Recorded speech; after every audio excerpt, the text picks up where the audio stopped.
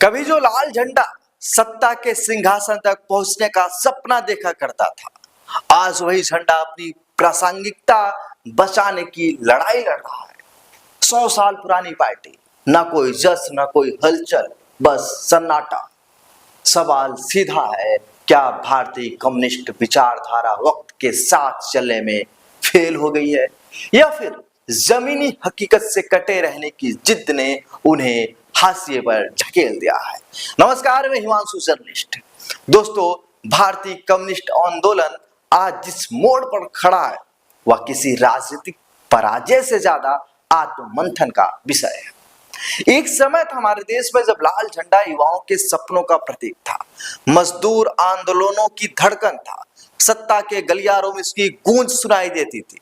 लेकिन आज हालात बदले हैं और हालात यह है कि 100 साल पूरे होने पर भी देश में कोई हलचल नहीं है।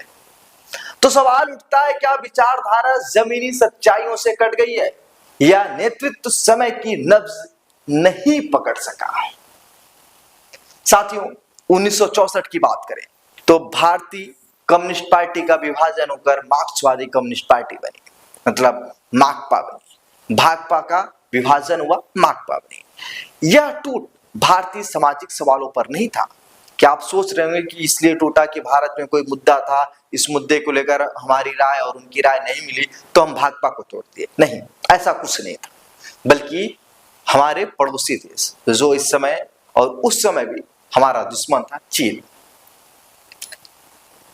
ये जो टूट हुई थी वो चीन को लेकर हुई थी और वैचारिक झुकाव पर टूट हुई थी। देखिए, 1967 में, मतलब 1967 में नक्सल आंदोलन ने नारा दिया कि चीन का चेयरमैन मतलब हमारा चेयरमैन, चीन का चेयरमैन मतलब हमारा चेयरमैन। यह जोश जल्द ही हिंसक उग्रवाद में बदल गया और दशकों तक तथाकथित लाल गलियारा खून से लाल होता रहा। हजारों नागरिक, सुरक्षाकर्मी और उग्रवादी मारे गए। आपको बता दें कि माओ का संदेश था कि अपने देश की परिस्थितियों के अनुसार काम करो, लेकिन भारतीय अतिवादी कम्युनिस्टों ने रूस और चीन की क्रांतियों की नकल करने की कोशिश की। आपको बता दें कि माओ कौन था। देखिए, भारत के कुछ प्रतिनिधि मंडल चीन गए थे और चीन में माओ का एक संदेश हुआ, मतलब माओ नेता थे, उन्होंने कहा था कि अपने देश की परिस्थितियों के अनुसार आप काम करिए, कि आपके देश में जो परिस्थिति हो, अगर आपके घर में नमक रोटी है तो आप नमक रोटी खाओ, आप पनीर खाने की कोशिश मत करो। लेकिन हमारे देश के जो हमारे देश के भारतीय अतिवादी कम्युनिस्ट थे, उन्होंने कहा कि नहीं भैया, हम तो पनीर रोटी खाएंगे, हम कर्ज लेके खाएंगे, लेकिन हम खाएंगे पनीर रोटी। और यही भूल जो थी, भारत की लोकतांत्रिक संरचना 1917 के रूस या 1949 के चीन जैसे नहीं थी, और ये चीजें सोच रहे थे कम्युनिस्ट पार्टी के लोग। देखिए, चुनावी राजनीति में उतरी भाकपा और माकपा भी अंततः कमजोर पड़ती गई। कभी पश्चिम बंगाल और त्रिपुरा में वाम मोर्चा अजय माना जाता था। भूमि सुधार जैसे शुरुआती कदमों ने जनता का विश्वास जीता, लेकिन बाद के वर्षों में स्थानीय बाहुबलियों को संरक्षण और अवैध घुसपैठ के आरोपों ने छवि को नुकसान पहुंचाया है। देखिए दोस्तों, अगर आज स्थिति यह है कि पश्चिम बंगाल में माकपा का प्रतिनिधित्व जो है वो शून्य है, मतलब कम्युनिस्टों का जो प्रतिनिधित्व है वो शून्य है। त्रिपुरा में भी वाम का जो किला था वह ढह चुका है, अब सिर्फ केरल में बचा है। लेकिन लोकसभा चुनाव के दौरान कांग्रेस ने 20 सीटों में से 18 सीटें जीतकर संकेत दे दिया कि जमीन खिसक गई है। और वहीं तिरुवनंतपुरम के अंदर भाजपा मतलब भगवा पार्टी की एंट्री हुई है। यह तो कांग्रेस वाम के किलों को ध्वस्त कर रही है तो भाजपा ध्वस्त कर रही है, लेकिन पश्चिम बंगाल के अंदर ममता बनर्जी ने वाम के किले को ध्वस्त किया था। अब आपको बताते हैं कि जो इस्लामिक अतिवाद पर दोहरे जो मापदंड है, इसको भी यही कारण है कि भारत के अंदर से धीरे धीरे वामपंथ खत्म होता जा रहा है।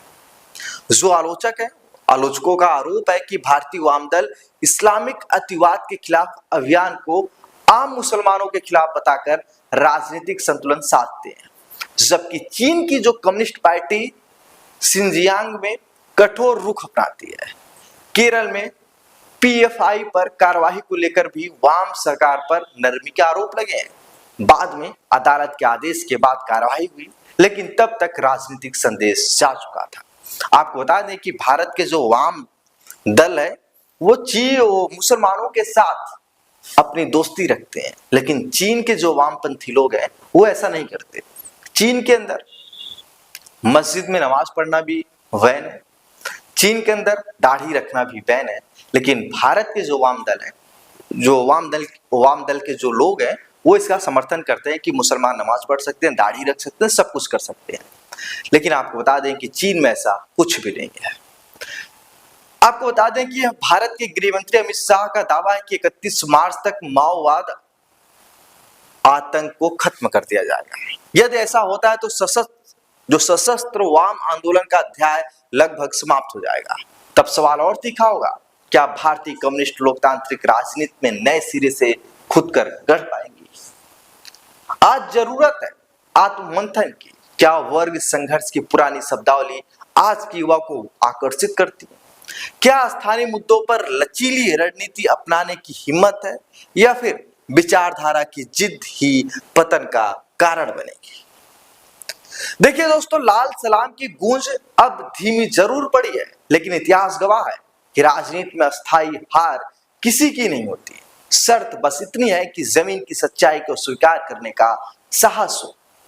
तो दोस्तों, बने रहिए आप हिमांशु जर्नलिस्ट के साथ। वामपंथ की सच्चाई और वामपंथ के खात्मा की पूरी कहानी आज आप सबके लिए लेकर आया था। नमस्कार।